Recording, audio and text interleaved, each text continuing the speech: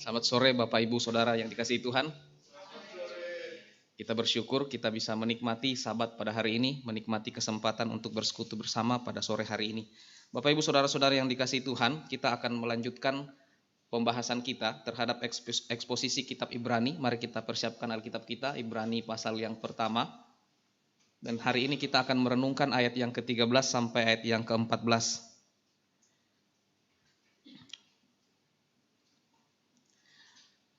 Mari kita membaca Alkitab kita dari Ibrani, ayat pasal yang pertama, ayat yang ke-5 sampai 14. Saya baca ayat yang ke-5, Bapak Ibu baca ayat yang ke-6, kita bergantian sampai pada ayat yang ke-13 dan 14 kita baca secara bersama-sama. Anak Allah lebih tinggi daripada malaikat-malaikat. Sebab kepada siapakah di antara malaikat-malaikat itu pernah ia katakan, engkaulah anakku, hari ini aku telah menjadi bapamu, dan aku menjadi bapanya dan ia akan menjadi anakku.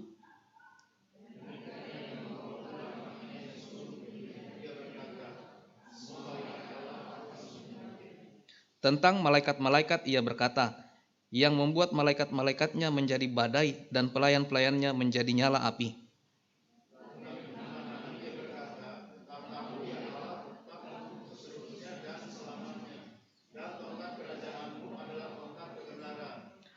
Engkau mencintai keadilan dan membenci kefasikan. Sebab itu Allahmu telah mengurapi engkau dengan minyak sukacita melebihi teman-teman sekutumu.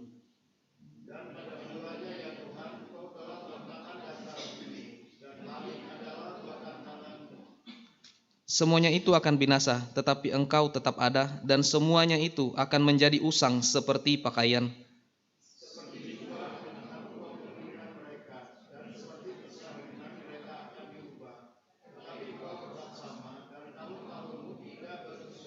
Kita baca bersama-sama. Kepada siapakah di antara malaikat itu pernah ia berkata, duduklah di sebelah kananku, sampai kubuat musuh-musuhmu menjadi tumpuan kakimu? Bukankah mereka semua adalah roh-roh yang melayani, yang diutus untuk melayani mereka yang akan mewarisi keselamatan? Mari kita berdoa.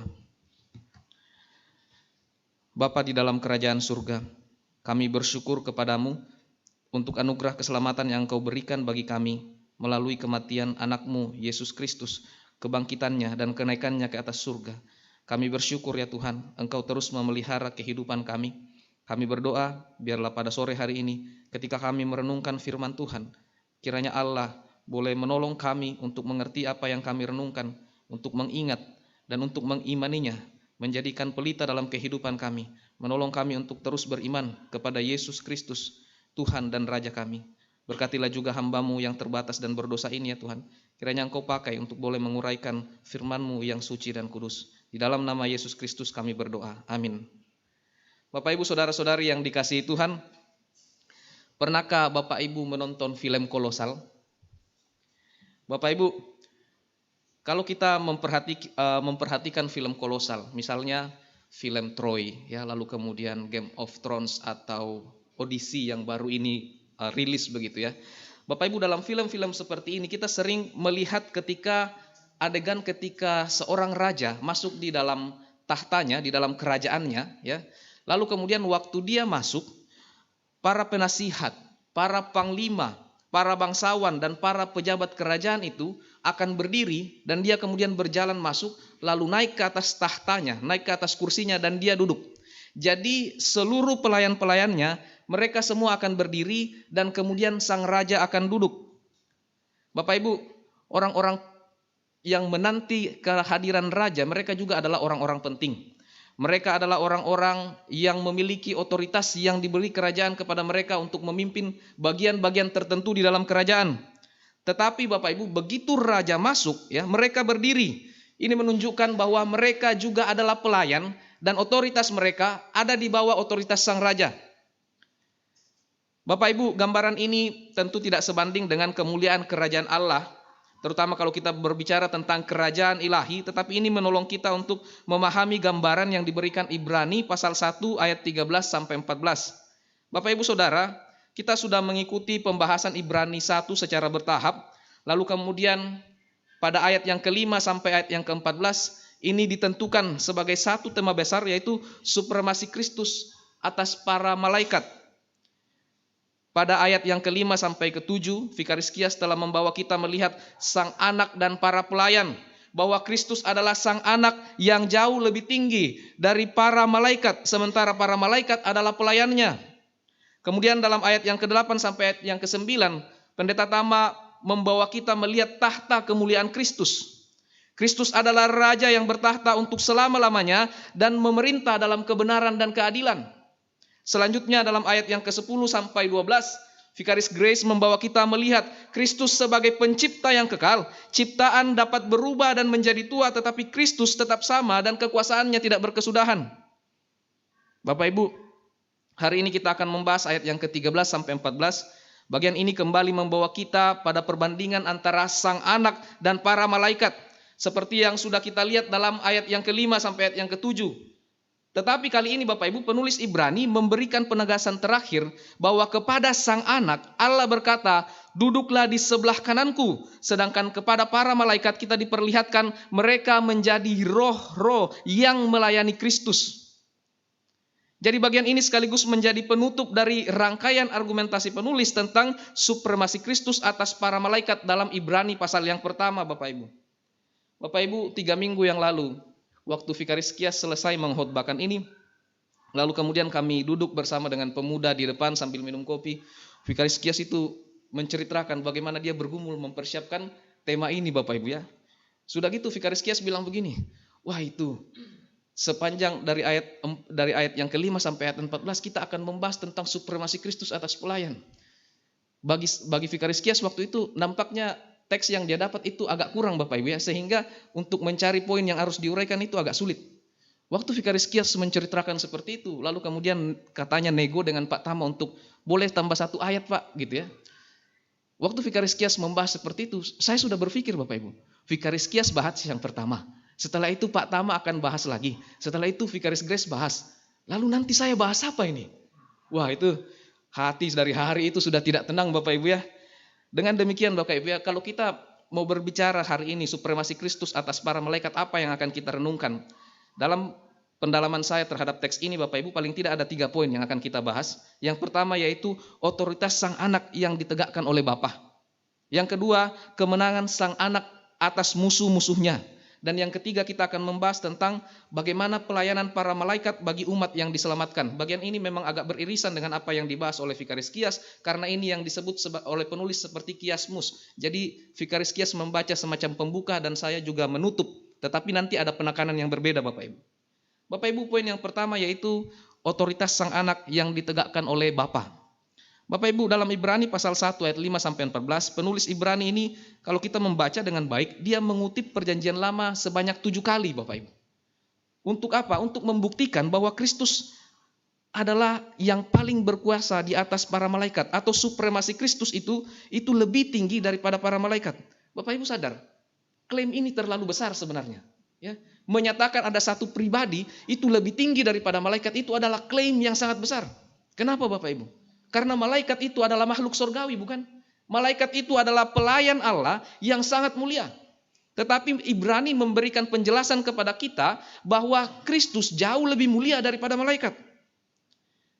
Maka Bapak Ibu, apa yang dilakukan oleh penulis Ibrani untuk menjelaskan kepada kita bahwa klaim Kristus itu lebih tinggi daripada malaikat, itu lebih besar daripada malaikat, dia melakukan ini Bapak Ibu. Dia melakukan riset. Bapak Ibu, ada 7 kali penulis kitab Ibrani, dia mengutip perjanjian lama, penulis-penulis yang berbeda untuk membuktikan kepada kita bahwa Kristus lebih tinggi daripada malaikat. Ambil contoh Bapak Ibu, dalam ayat yang ke-5 tadi, engkau adalah anakku. Penulis Ibrani penulis Mazmur Bapak Ibu, Mazmur pasal 2 ayat yang ke-7. Lalu kemudian, aku akan menjadi bapaknya, dalam Ibrani pasal 1 ayat 5. Ini mengutip siapa? Ini mengutip penulis 2 Samuel, lebih tepatnya pasal 7 ayat 14 Bapak Ibu. Lalu klaim, dan semua malaikat Allah harus menyembah dia, dalam ayat yang ke-6. Ini mengutip penulis Taurat, Ulangan pasal 32 ayat 43. Dan seterusnya, sampai pada klaim yang ke-7 yang akan kita bahas pada hari ini, Ibrani pasal 1 ayat 13. Duduklah di sebelah kananku. Ini mengutip siapa? Mazmur 110 ayat 1 Bapak Ibu. Ini adalah Mazmur mesianik. Apa yang mau saya katakan Bapak Ibu? Penulis kitab Ibrani adalah orang yang sangat memperhatikan bagaimana supaya klaim itu dapat dipertanggungjawabkan. Bapak Ibu, ini juga menjadi pembelajaran terutama bagi para mahasiswa. Mahasiswa, kalian akan masuk di dalam pertempuran akademik. Kalian akan berbicara berdasarkan fakta dan data. Dan kalian perlu mempertanggungjawabkan setiap argumen, setiap klaim yang kalian letakkan di dalam penelitian kalian, entah itu di dalam skripsi atau tesis, dan kalian tidak bisa hanya memberikan argumen, tetapi kemudian tidak memberikan rujukannya kepada siapa. Setiap mahasiswa harus berdiri di atas pundak daripada peneliti sebelumnya. Bapak Ibu, Alkitab yang kita pegang, Ibrani yang kita baca pada hari ini adalah suatu klaim yang bisa dipertanggungjawabkan. Mari kita perhatikan Bapak Ibu ya. Poin yang pertama, otoritas sang anak yang ditegakkan oleh Bapa. Dan kepada siapakah di antara malaikat itu pernah ia berkata, duduklah di sebelah kananku sampai kubuat musuh-musuhmu menjadi tumpuan kakimu? Pada bagian ini Bapak Ibu kita membahas kutipan yang ketujuh. Di sini penulis Ibrani mengutip Mazmur 110 ayat 1. Saya baca kepada kita. Demikianlah firman Tuhan kepada Tuanku, duduklah di sebelah kananku sampai kubuat musuh-musuhmu menjadi tumpuan kakimu. Bapak Ibu sekali lagi Mazmur 110 berbicara tentang Raja atau Mesias yang dijanjikan. Karena itu ketika penulis Ibrani menerapkan ayat ini kepada Yesus Bapak Ibu, ia sedang menunjukkan bahwa Yesus itu adalah Mesias yang pernah dijanjikan dalam perjanjian lama. Dia adalah sang anak yang kemudian menerima pemerintahan dari Bapa. Bapak Ibu, Alkitab memang pernah menggunakan istilah anak-anak Allah untuk makhluk surgawi, untuk para malaikat. Misalnya dalam Ayub pasal yang pertama ayat yang ke-6 dan juga pasal 2 ayat yang pertama. Tetapi itu bukan berarti Allah menyebut seorang malaikat sebagai anakku dalam pengertian yang dimaksud oleh surat Ibrani di sini. Bapak Ibu, istilah ini menunjukkan pada makhluk surgawi sebagai anggota istana surgawi Allah, bukan kepada anak Allah yang statusnya unik seperti yang diberikan kepada Yesus Kristus oleh Bapa di dalam kitab Ibrani ini. Ini mirip Bapak Ibu ya, misalnya kalau Bapak Ibu perhatikan ada anak sekolah minggu ya, ada orang tua datang bawa anak sekolah minggu ya, lalu selesai ibadah begitu, biasanya Pak Tama itu kan suka gendong anak kecil begitu ya, diambil anak itu lalu kemudian dikatakan nak gitu ya, maksudnya disebut sebagai nak begitu ya, diajak bercanda gitu ya. Tetapi kan kita tahu faktanya anaknya Pak Tama adalah Stefani. Jadi semua anak dianggap dipanggil nak, padahal anaknya orang lain. Nah, jadi Bapak Ibu perhatikan ya, ada keunikan yang dilihat pada Kristus. Perhatikan hubungan ayat 13 dengan keseluruhan pasal ini Bapak Ibu ya. Sejak ayat yang kelima, penulis berulang kali membandingkan sang anak dengan para malaikat. Tetapi tidak pernah kepada malaikat Allah berkata seperti yang dikatakan kepada sang anak. Tidak pernah kepada malaikat Allah berkata, engkau adalah anakku. Dan tidak pernah kepada malaikat Allah berkata, duduklah di sebelah kananku. Sekali lagi Bapak Ibu, malaikat memang makhluk yang mulia, tetapi mereka tetap adalah makhluk ciptaan Allah dan hamba Allah. Sedangkan sang anak menerima tempat pemerintahan dari Bapa ketika dia sudah menang atas karya penyelamatan bagi Bapak Ibu dan saya. Lalu apa yang dimaksud dengan perkataan duduklah di sebelah kananku Bapak Ibu? Dalam gambaran kerajaan pada zaman dahulu Bapak Ibu, di sebelah kanan raja itu menunjuk kepada kehormatan, kedudukan, kuasa dan otoritas. Jadi duduk di sini bukan sekedar menunjukkan tempat di mana Yesus berada saat ini. Ini berbicara tentang pemerintahan Kristus. Kristus duduk karena ia menerima otoritas sebagai raja, sementara para malaikat itu berdiri Bapak Ibu. Itu menunjukkan bahwa mereka adalah pelayan. Dan sebenarnya Bapak Ibu, penulis Ibrani sudah mengatakan hal ini sebelumnya ya. Bapak Ibu Saudara, mari kita melihat kembali Ibrani pasal 1 ayat 3. Di sana dikatakan, setelah ia selesai mengadakan penyucian dosa, ia duduk di sebelah kanan yang maha tinggi, di tempat yang tinggi. Bapak Ibu perhatikan urutannya ya. Setelah ia selesai mengadakan penyucian dosa, kemudian ia duduk di kanan yang maha tinggi. Jadi Bapak Ibu, tahta Kristus itu tidak bisa dipisahkan dari karya salib. Sekali lagi, tahta Kristus tidak bisa dipisahkan dari karya salib.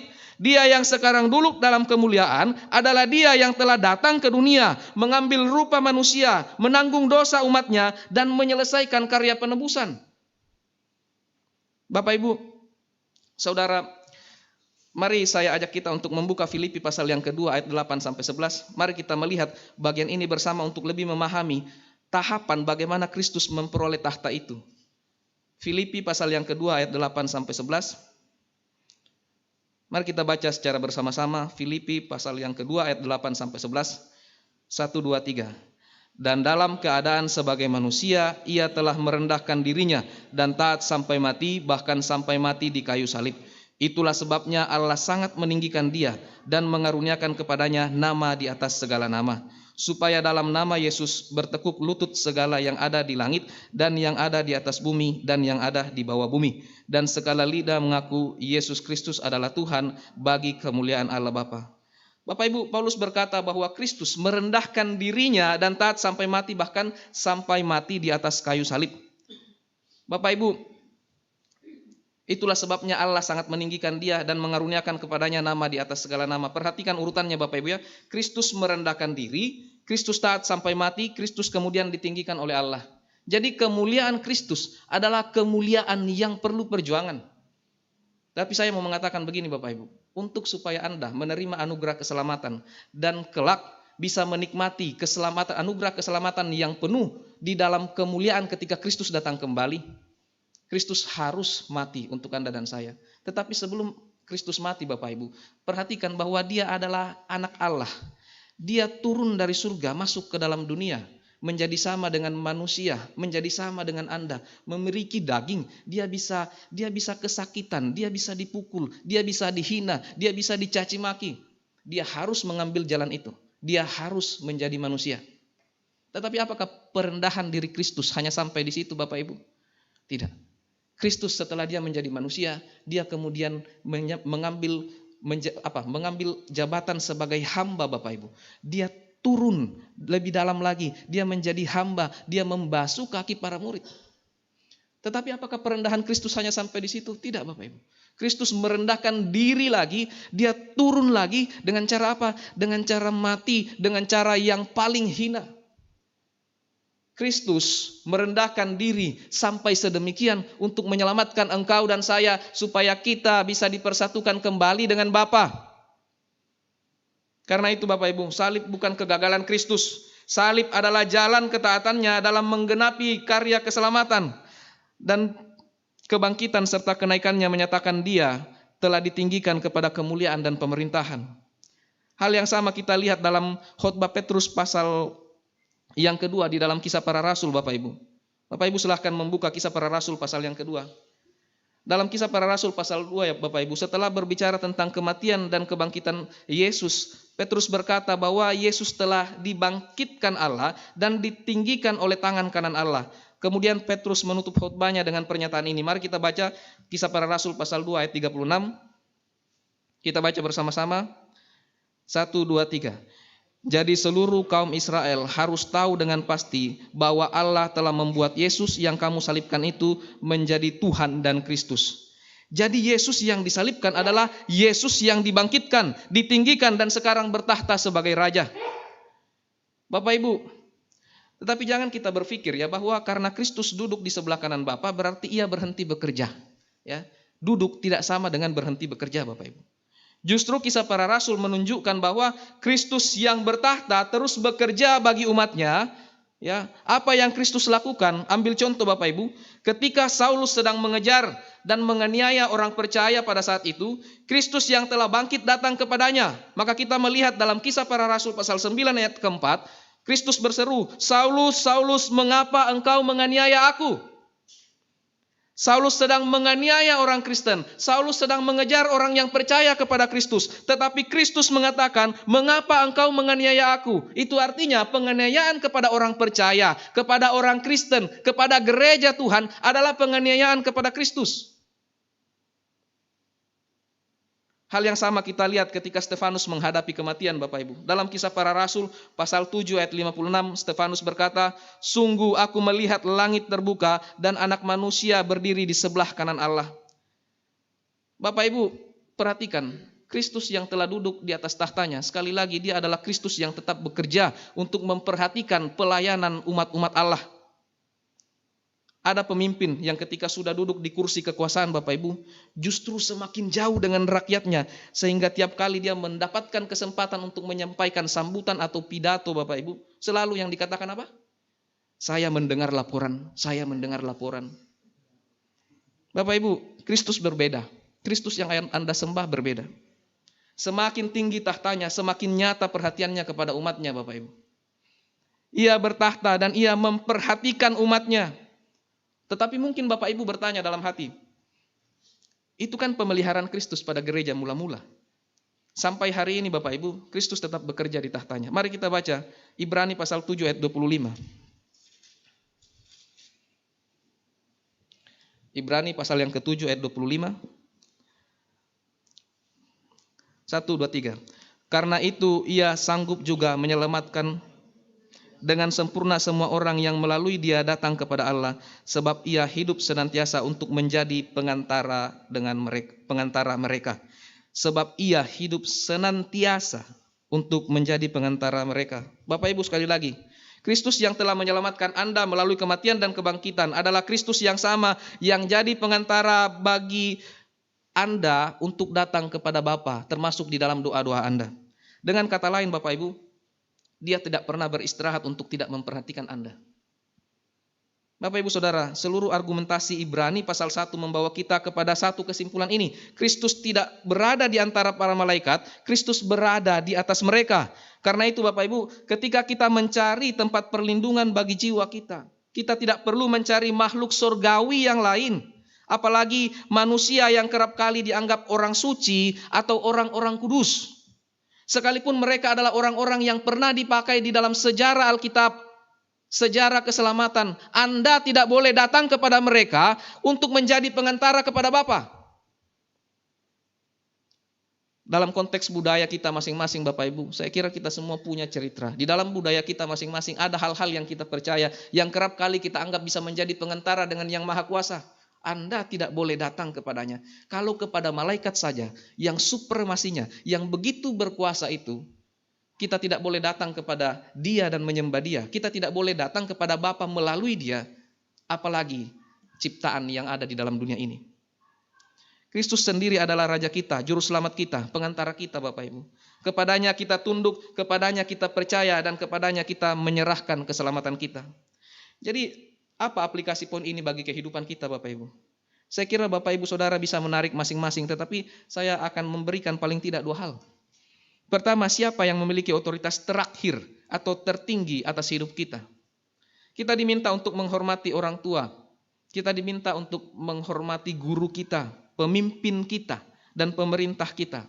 Itu harus dikerjakan karena Allah yang meminta kita di dalam Alkitab untuk melakukannya. Tetapi ingat Bapak Ibu, Kristuslah otoritas tertinggi. Ketika kehendak otoritas yang ada di atas kita ya bertentangan dengan firman Allah, kita harus memilih untuk tunduk kepada firman Allah, tunduk kepada Kristus. Yang kedua, kepada siapa kita mempercayakan keselamatan kita Bapak Ibu? Bukan kepada diri kita, bukan kepada manusia, bukan kepada makhluk surgawi.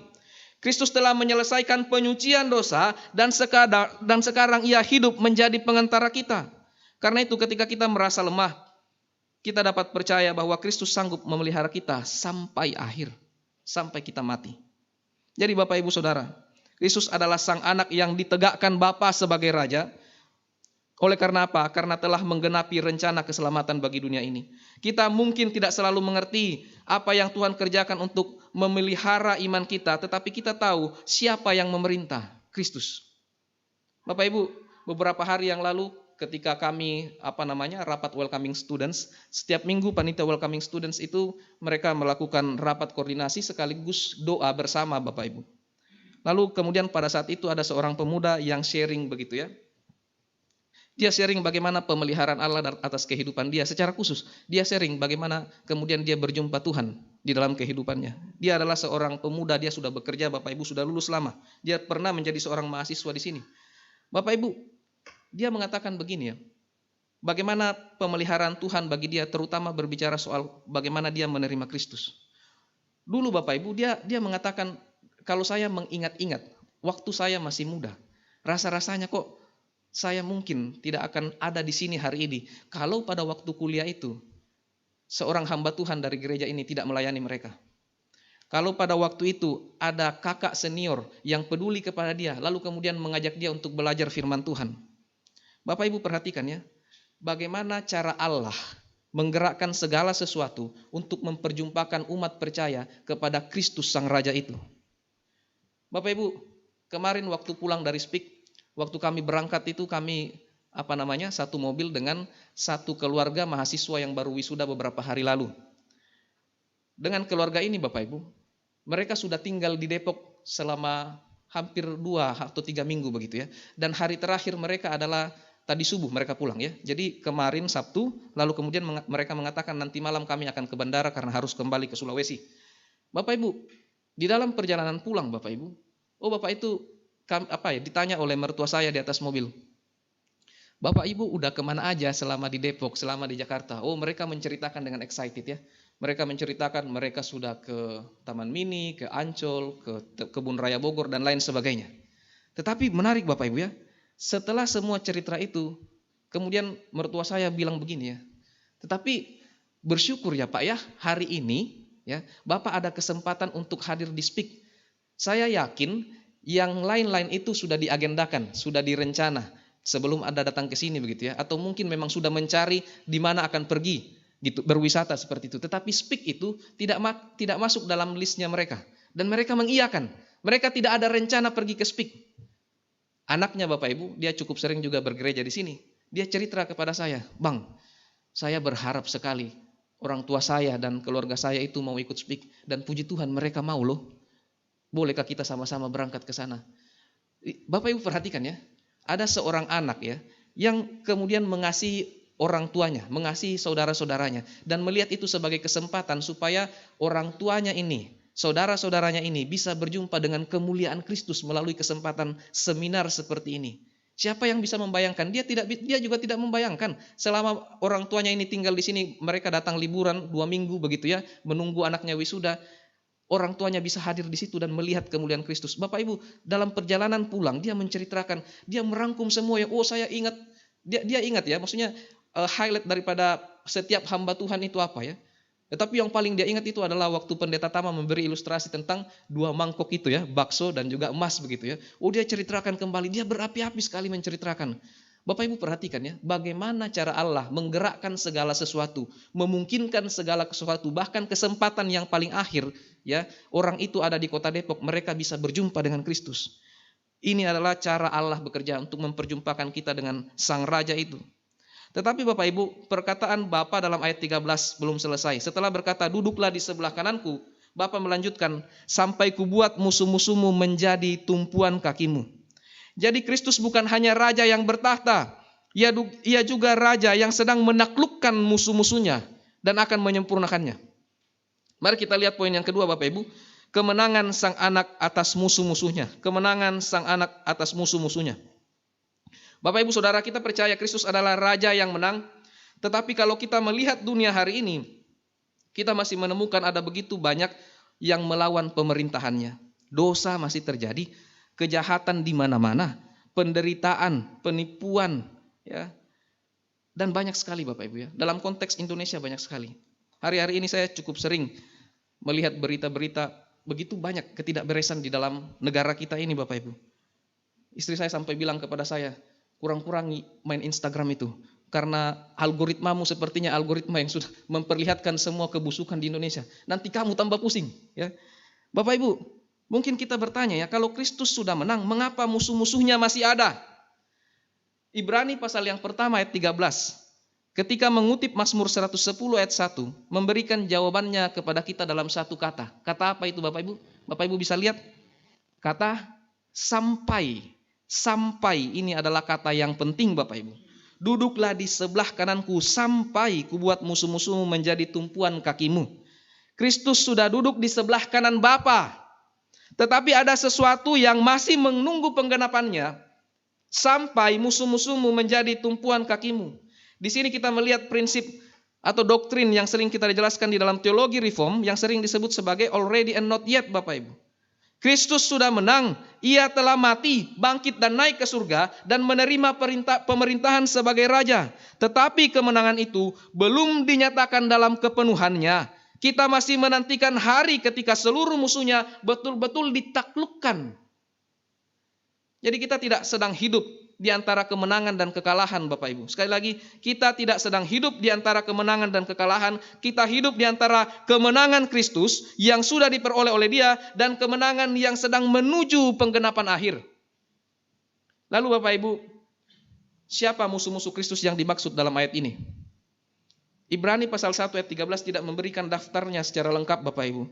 Namun jika kita melihat kesaksian Alkitab secara keseluruhan, yang dimaksud bukan sekedar orang-orang yang secara pribadi tidak menyukai Yesus, yang secara pribadi terus menolak Yesus bahkan ketika Injil diberitakan kepada mereka. Yang dimaksud adalah segala kuasa yang menentang pemerintahan Allah dan Kristus, yaitu siapa? Yaitu iblis dan kuasa-kuasa jahat, dosa, serta segala bentuk pemberontakan manusia terhadap Allah. Dan yang terakhir adalah maut. Maut adalah akibat dari dosa, tetapi pada akhirnya menjadi musuh yang akan ditaklukkan oleh Kristus. Selama pelayanannya di bumi, Bapak Ibu, Yesus sudah menyatakan kemenangannya atas kuasa-kuasa tersebut. Ia melawan pencobaan iblis, mengusir setan, mengampuni dosa, membebaskan manusia dari kuasa dosa, dan akhirnya melalui kematiannya ia menghadapi maut itu sendiri dan dia menang. Tetapi kemenangan itu belum terlihat dalam kepenuhannya. Masih ada kejahatan, masih ada dosa, masih ada penderitaan, masih ada kematian orang-orang yang kita kasih. Karena itu Bapak Ibu, Mazmur 110 ayat 1 berkata bahwa Sang Mesias akan duduk di sebelah kanan Allah sampai musuh-musuhnya dijadikan tumpuan kakinya. Bapak Ibu Saudara, gambaran tentang perlawanan daripada musuh-musuh Kristus ini menjadi semakin jelas waktu kita membaca kitab Wahyu. Grant Osborne, seorang teolog Perjanjian Baru, dia menulis tafsiran kitab Wahyu. Dia menjelaskan bahwa Wahyu itu memberikan kita gambaran semacam tiruan atau tandingan daripada Allah Tritunggal.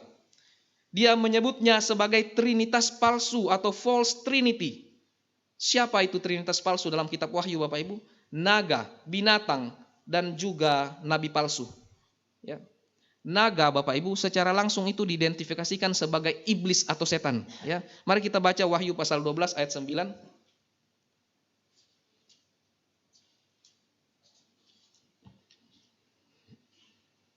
Kita baca secara bersama-sama. Wahyu 12 ayat 9. 1, 2, 3. Dilemparkanlah naga besar itu, si ular tua yang disebut iblis atau setan, yang menyesatkan seluruh dunia. Ia dilemparkan ke bumi dan malaikat-malaikatnya dilemparkan bersama dia. Bapak Ibu, dan naga besar itu, si ular tua, disebut iblis atau setan yang menyesatkan seluruh dunia. Ini adalah musuh iblis, musuh Kristus yang pertama. Naga adalah sumber utama pemberontakan dan penyesatan terhadap umat Allah. Kemudian ada binatang, Bapak Ibu. Binatang itu menggambarkan kekuatan pemerintahan dan kekuasaan dunia yang menentang Allah dan menuntut kesetiaan yang seharusnya hanya diberikan kepada Kristus. Tetapi Bapak Ibu jangan buru-buru mengidentifikasikannya dengan satu negara atau satu tokoh tertentu. Gambaran ini menunjukkan kepada kekuatan yang menggunakan kekuasaan untuk melawan pemerintahan Allah. Lalu ada yang disebut nabi palsu, Bapak Ibu. Ia menjalankan fungsi penyesatan. Ia mengarahkan manusia untuk menyembah binatang itu, ya, yang disebut tadi kekuatan pemerintahan yang menentang Kristus. Mari kita baca Wahyu pasal 19 ayat 20. Wahyu pasal 19 ayat 20.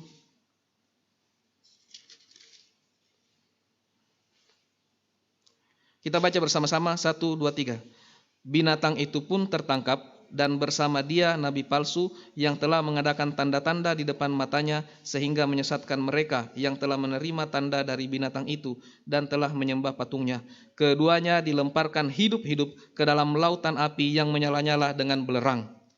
Bapak Ibu, pada akhirnya akan ditaklukkan, ya, baik binatang maupun nabi palsu.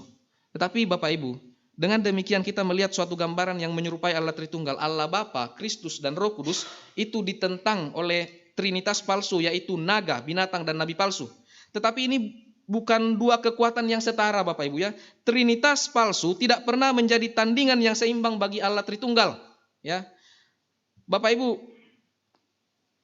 yang memimpin Trinitas palsu ini adalah sang naga, ya. Bagaimana akhir dari perlawanan ini, Bapak Ibu? Wahyu menunjukkan dengan sangat jelas bahwa tidak ada satupun kekuatan yang menentang Kristus akan bertahan sampai akhirnya. Mari kita membaca Wahyu pasal 19 ayat 20. 19 ayat 20.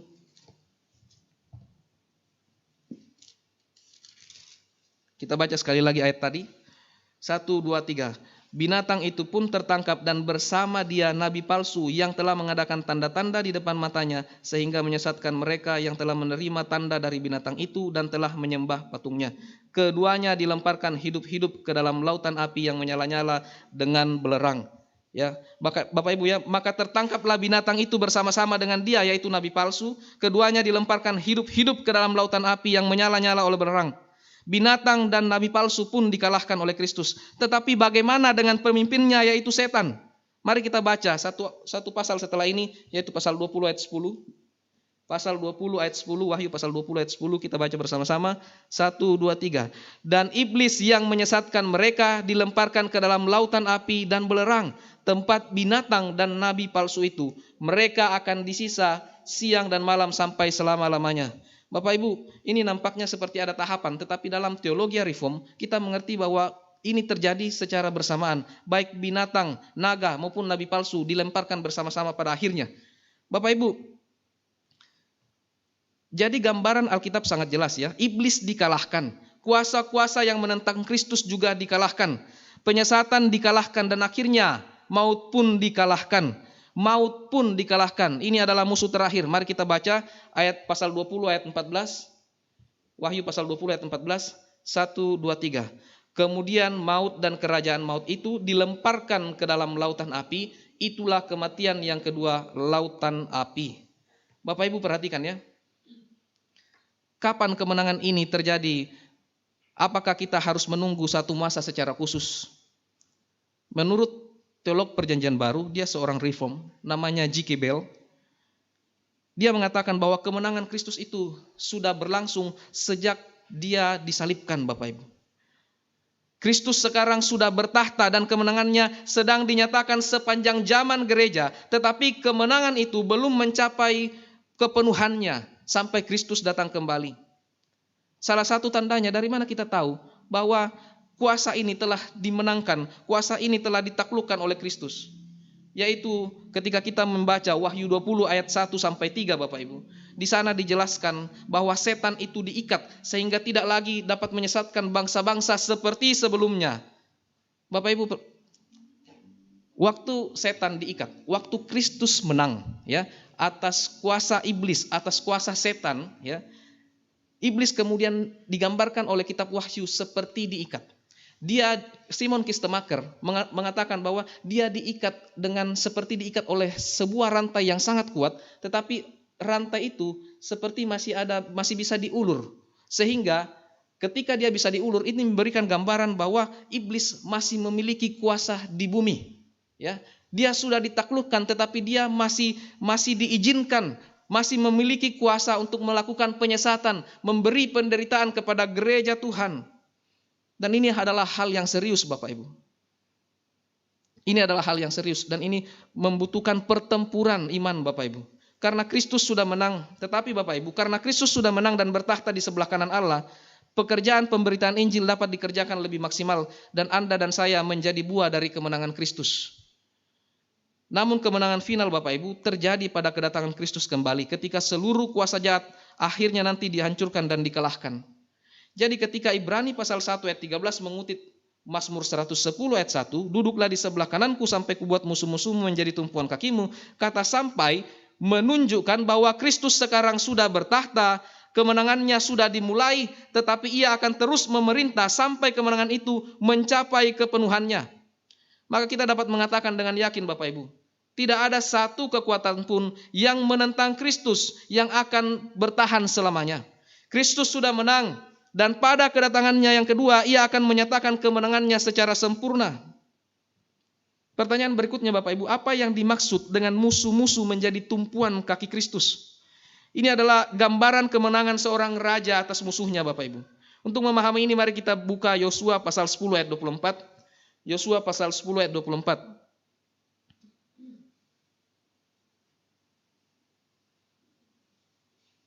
Yosua pasal 10 ayat 24. Mari kita baca bersama-sama. 1, 2, 3. Setelah raja-raja itu dikeluarkan dan dibawa kepada Yosua, maka Yosua pun memanggil semua orang Israel berkumpul dan berkata kepada para panglima tentara yang ikut berperang bersama-sama dengan dia, marilah dekat, taruhlah kakimu ke atas tengkuk raja-raja ini. Maka datanglah mereka dekat dan menaruh kakinya ke atas tengkuk raja-raja itu. Perhatikan Bapak Ibu, setelah Israel mengalahkan raja-raja Kanaan dalam kisah ini, Yosua memanggil para panglimanya dan meminta mereka menaruh kaki di atas tengkuk raja-raja itu.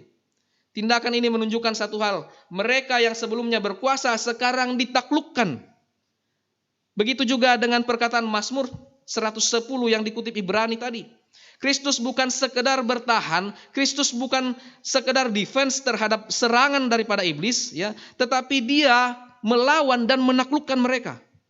Jadi kemenangan Kristus mencakup seluruh musuh yang menentang pemerintahannya, sampai akhirnya maut sendiri pun dihancurkan. Jadi Bapak Ibu Saudara, jangan menilai kemenangan Kristus hanya berdasarkan apa yang sedang kita lihat hari ini. Kita tidak sedang menunggu untuk mengetahui siapa yang akan menang.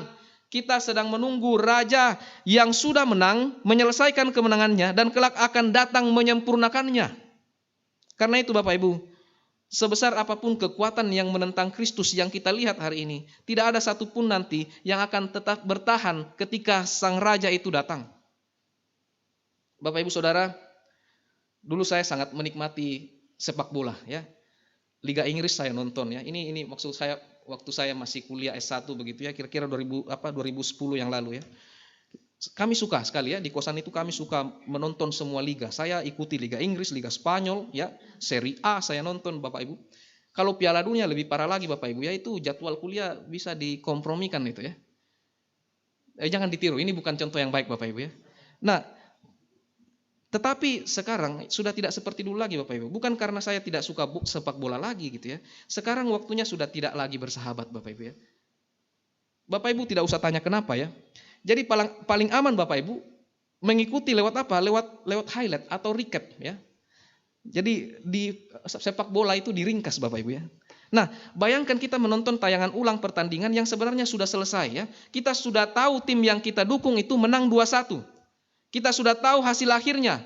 Tetapi ketika menonton Bapak Ibu, kita tetap melihat lawan mencetak gol, ya, tim kita sempat tertekan, bahkan mungkin hampir kebobolan, ya. Apakah waktu menonton itu kita deg-degan? Kan enggak, ya Bapak Ibu, ya. Tidak seperti kalau kita menonton yang live yang kita belum tahu siapa yang akan menang Bapak Ibu, ya. Bedanya kita menonton pertandingan itu bukan untuk mengetahui siapa yang menang, tetapi untuk melihat bagaimana pertandingan itu berlangsung sampai peluit terakhir. Demikian juga dengan kehidupan orang percaya Bapak Ibu, ya. Kita tidak sedang menunggu untuk mengetahui apakah Kristus akan menang. Kita sudah tahu bahwa Kristus sudah menang. Tetapi kita masih menantikan saat ketika kemenangan itu dinyatakan sepenuhnya. Ilustrasi ini memang tidak menggambarkan secara lengkap Bapak Ibu. Tetapi itulah gambaran kata sampai dalam Ibrani pasal 1 ayat 13. Kristus sudah bertahta tetapi ia terus memerintah sampai seluruh musuhnya ditaklukkan. Bapak Ibu, apa arti kebenaran ini bagi kehidupan kita? Kita sudah mendengar bahwa Kristus sudah menang dan bertahta di surga, tetapi kepastian itu bukan alasan untuk hidup santai dan tidak peduli terhadap dosa. Kita masih hidup di tengah dunia yang menentang Allah, dan karena itu kita dipanggil untuk tetap setia di tempat kita masing-masing. Bapak Ibu yang bekerja, jika Anda sadar bahwa Kristus adalah juru selamat dan raja Anda, bagaimana Anda menjalankan pekerjaan sebagai bentuk pelayanan kepada Dia? Apakah kejujuran, apakah integritas, cara Anda memperlakukan rekan kerja, menghormati atasan, menunjukkan bahwa Kristus adalah raja atas pekerjaan Anda? Bagi teman-teman mahasiswa, ada mahasiswa baru tadi. Waktu saudara memasuki dunia kampus berarti memasuki lingkungan baru, bukan? Akan ada teman baru, kebiasaan baru, tekanan baru, dan banyak pilihan yang harus dibuat Bapak Ibu. Ketika teman menyontek misalnya dalam mengerjakan studi, ya. Ketika dalam pergaulan yang tidak benar, apakah kita berani berkata tidak? Jika Kristus adalah raja, kampus, pergaulan, studi, dan masa depan kita juga berada di bawah pemerintahan Kristus. Ketiga, bagi kita yang berkeluarga Bapak Ibu. Jika Kristus adalah raja atas keluarga kita, maka pertanyaannya, bagaimana kita memperlakukan pasangan kita? Bagaimana kita memperlakukan anak-anak yang Allah percayakan kepada kita? Ketika terjadi konflik di dalam keluarga, apakah kita lebih memilih mempertahankan ego atau tunduk kepada kehendak Kristus? Apakah kita memperjuangkan rekonsiliasi? Ketika mendidik anak, apakah kita hanya ingin anak berhasil menurut ukuran dunia, atau kita sungguh-sungguh menolong mereka untuk mengenal dan mengikut Kristus? Sebab Kristus bukan hanya raja di gereja Bapak Ibu, tetapi juga raja atas pernikahan, pengasuhan, dan kehidupan keluarga kita. Bapak Ibu, di tengah pemerintahan Kristus yang membawa segala sesuatu menuju kemenangan, ada satu kebenaran lain lagi yang sangat menghibur dari teks yang kita baca ini. Dikatakan bahwa raja yang menaklukkan musuh-musuhnya juga memperhatikan umatnya yang menjadi miliknya. Dengan cara apa? Dengan cara mengutus malaikat untuk memelihara mereka. Karena itu ayat berikutnya tidak lagi berbicara tentang musuh, tetapi tentang umat yang menerima keselamatan Bapak Ibu. Mari kita bahas poin yang ketiga. Pelayanan para malaikat bagi umat yang diselamatkan. Pelayanan para malaikat bagi umat yang diselamatkan. Bapak Ibu Saudara, kita tidak selalu mengetahui bagaimana Allah memelihara kita. Ada pertolongan yang kita lihat, tetapi ada juga pekerjaan Allah dalam kehidupan kita yang berlangsung tanpa kita sadari. Ibrani pasal 1 ayat 14 menunjukkan salah satu bentuk pemeliharaan itu. Bukankah mereka semua adalah roh-roh yang melayani, yang diutus untuk melayani demi mereka yang harus memperoleh keselamatan? Bapak Ibu, ada dua ungkapan penting di sini. Pertama, roh-roh yang melayani. Malaikat memiliki natur sebagai makhluk rohani dan tugas mereka adalah melayani. Mereka bukan penguasa, bukan sumber keselamatan, dan bukan objek penyembahan. Kedua, yang diutus untuk melayani. Mereka, dengan kata lain, malaikat ini tidak bertindak menurut kehendak mereka sendiri. Mereka diutus untuk menjalankan tugas yang diberikan Allah. Pertanyaannya, siapa yang mereka layani? Ibrani mengatakan mereka yang harus memperoleh keselamatan. Ini menunjuk kepada umat Allah sebagai ahli waris keselamatan. Keselamatan itu sudah kita terima di dalam Kristus, tetapi kita masih menantikan kepenuhannya. Bapak Ibu, dalam Mazmur 91 ayat 11, Mazmur 191 ayat 11 saya bacakan kepada kita. Sebab malaikat-malaikatnya akan diperintahkannya kepadamu untuk menjaga engkau di jalanmu. Maksudnya Allah memakai malaikat sebagai pelayannya untuk menjaga dan menolong umatnya sesuai dengan kehendaknya. Jadi perlindungan orang percaya bukan berasal dari malaikat sebagai kuasa tersendiri, melainkan dari Allah yang memerintahkan malaikat itu untuk melayani umatnya Bapak Ibu. Kita juga melihat contoh dalam Kisah Para Rasul pasal 12 ayat 7 sampai 11. Mari kita membaca Kisah Para Rasul 12.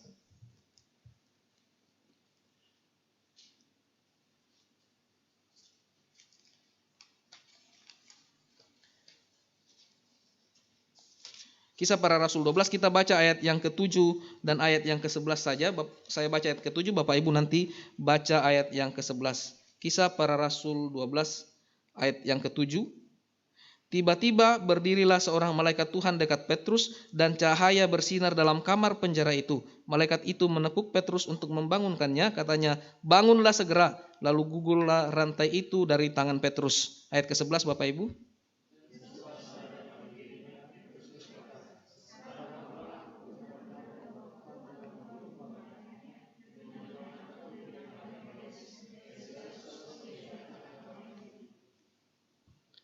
Bapak Ibu perhatikan ya. Ketika Petrus berada di dalam penjara, seorang malaikat datang membangunkannya, melepaskan rantainya dan menuntun dia keluar. Jadi Alkitab menunjukkan bahwa Allah dapat memakai malaikat untuk menjaga dan menolong umatnya sesuai dengan kehendaknya. Mungkin Bapak Ibu ada yang bertanya, lantas apa perbedaannya pelayanan malaikat dan Roh Kudus dalam pemeliharaan Allah kalau begitu? Bapak Ibu Saudara, kita perlu membedakan keduanya ya. Malaikat adalah makhluk ciptaan yang diutus Allah untuk melayani umatnya. Roh Kudus bukan makhluk, melainkan Allah sendiri yang berdiam di dalam setiap orang percaya, seperti bacaan bertanggapan kita tadi Bapak Ibu. Malaikat melayani sebagai hamba yang diutus, sedangkan Roh Kudus berkarya di dalam diri kita, menerangi hati kita, menguduskan kita, menguatkan kita, dan memimpin kita di dalam kebenaran. Malaikat juga tidak hadir Bapak Ibu ya. Satu malaikat tidak berada di semua tempat sekaligus. Karena itu Ibrani pasal 1 ayat 14 menyebut mereka sebagai roh-roh yang diutus untuk melayani. Allah mengutus mereka untuk menjaga dan menolong umatnya sesuai dengan kehendak Allah. Berbeda dengan malaikat Bapak Ibu, Roh Kudus itu maha hadir. Kehadirannya tidak dibatasi oleh tempat. Pemazmur berkata dalam Mazmur 139 ayat yang ke-7, kemana aku dapat menjauhi rohmu, kemana aku dapat lari dari hadapanmu. Tetapi karya Roh Kudus bukan hanya soal kehadirannya Bapak Ibu. Ia berdiam di dalam umat percaya dan mengerjakan karya pengurusan dari dalam hati kita. Dia menerangi kita untuk memahami firman Tuhan. Dia menolong kita untuk menguruskan hidup kita. Menolong kita untuk melawan dosa. Menguatkan iman dan memimpin kita di dalam kebenaran. Maka Roma pasal 8 ayat 14 berkata, semua orang yang dipimpin roh Allah adalah anak Allah. Kenapa Roh Kudus mengerjakan itu? Karena dia adalah anak Allah. Jadi perbedaannya jelas Bapak Ibu ya. Malaikat adalah hamba yang diutus Allah untuk melayani umatnya. Roh Kudus adalah Allah yang maha hadir, yang berdiam dan bekerja di dalam umatnya. Karena itu Bapak Ibu, kita tidak mencari atau memanggil malaikat. Sekali lagi, kita jangan mencari atau memanggil malaikat. Kita datang kepada Allah dan mempercayakan diri kepada pemeliharaannya. Allah dapat memakai malaikat sebagai salah satu sarana pemeliharaannya, tetapi Roh Kudus sendiri tinggal di dalam kita dan terus mengerjakan karyanya sampai keselamatan kita mencapai kepenuhannya. Bapak Ibu, saya ingin membagikan sebuah pengalaman, ini pengalaman yang agak memalukan sebenarnya ya. Dan ini pengalaman sebelum saya bertobat lah ya, sebelum saya lahir baru. Dulu saya waktu S1 Bapak Ibu, waktu masih kuliah itu di Jogja, saya sangat suka untuk naik gunung Bapak Ibu ya. Gunung-gunung cukup banyak yang kami daki waktu itu. Tetapi ada masa kami mendaki satu gunung namanya Gunung Lawu ya. Bapak Ibu pernah dengar Gunung Lawu? Gunung Lawu itu terkenal sebagai gunung di mana Presiden Soeharto dulu katanya sering datang ke situ ya untuk kemudian menyembahlah begitu ya, sesuatu yang tidak kelihatan untuk mencari kuasa dan lain sebagainya ya. Konon katanya dulu sering kali diantar ke atas pakai helikopter supaya tidak capek naik gunung Bapak Ibu ya. Nah, Bapak Ibu, satu kali kami naik Gunung Lawu itu, kami berangkat 5 orang ya. Kami berangkat 5 orang, ada satu teman saya itu dia mapalah di kampusnya gitu ya. Dan dia kuat sekali Bapak Ibu ya. Maka waktu kami naik gunung, carrier-nya dia itu diisi dengan ember 5 liter Bapak Ibu ya. Karena dia sangat kuat ya. Dia jalan di depan, dia menuntun kami begitu ya. Dia jalan di depan, bahkan dia lebih duluan, dia bangun tenda begitu ya. Nah, kami akhirnya camp di pos paling dekat dengan puncak ya. Kalau saya nggak salah ingat itu pos 7, namanya pos Pasar Bubrah, Pasar Setan begitu ya. Nah, tapi sebelum naik Bapak Ibu, ya namanya pendaki amatir ya, kurang riset waktu itu ya. Kurang riset, kurang cari tahu bagaimana kondisi di sana. Akhirnya kami bangun tenda, tetapi kemudian angin kencang sekali. Malam sekitar jam 10, jam 11 itu angin kencang sekali. Akhirnya kami pindahkanlah tenda kami ke dalam pos pada saat itu. Di dalam pos itu ya karena atap seng itu jadi angin terpa itu atap seng itu berisik sekali Bapak Ibu ya. Tetapi waktu tengah malam Bapak Ibu, teman saya ya yang kuat itu, yang bawa carrier begitu berat itu, dia kerasukan setan Bapak Ibu. Wah, kerasukan setan dia.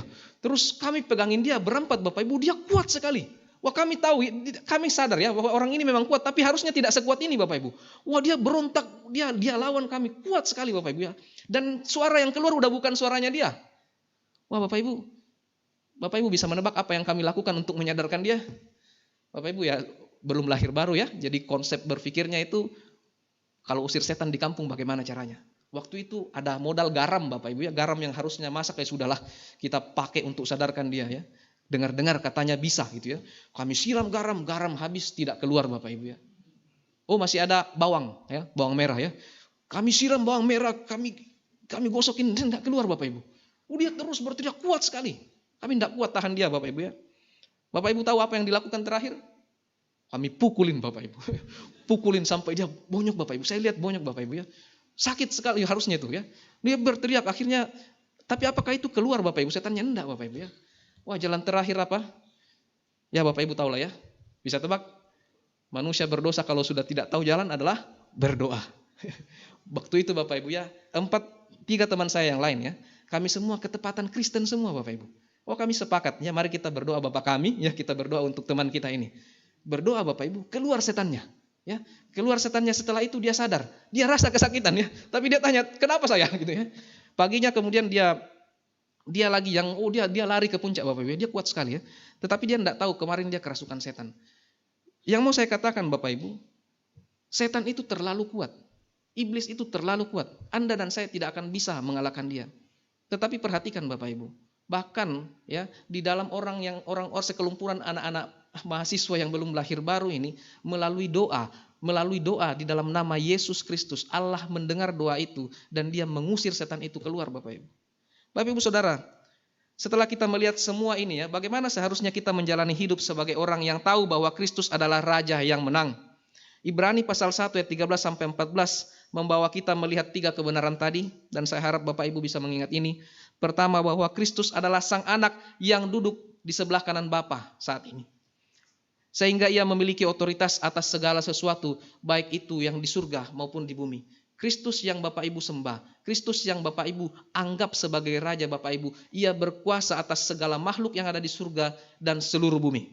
Yang kedua, Kristus adalah Raja yang menang. Ia sedang menaklukkan musuh-musuhnya dan akan menyatakan kemenangannya dengan sempurna dalam kedatangannya yang kedua kali nanti. Yang ketiga, para malaikat adalah roh-roh yang melayani umat yang menerima keselamatan. Mereka melayani di bawah perintah Kristus, sementara Roh Kudus sendiri berdiam dan bekerja di dalam kita. Lalu Bapak Ibu, bagaimana ya kita merespon kebenaran ini? Abraham Kuyper pernah berkata seperti ini Bapak Ibu. Tidak ada satu inci pun dalam seluruh wilayah kehidupanmu, di dalam seluruh wilayah kehidupan manusia yang atasnya Kristus tidak berseru, ini milikku. Bapak Ibu perhatikan sekali lagi. Kuyper mengatakan bahwa tidak ada satu inci pun di dalam seluruh wilayah kehidupan manusia yang atasnya Kristus tidak berseru, ini milikku. Artinya pemerintahan Kristus tidak hanya berlaku ketika kita ada di gereja. Pekerjaan kita adalah milik Kristus, studi kita adalah milik Kristus, pernikahan kita adalah milik Kristus, keluarga kita adalah milik Kristus, bahkan hidup kita adalah milik Kristus. Bapak Ibu, kalau semuanya adalah milik Kristus, bagaimana kita meresponi Dia yang adalah Raja kita?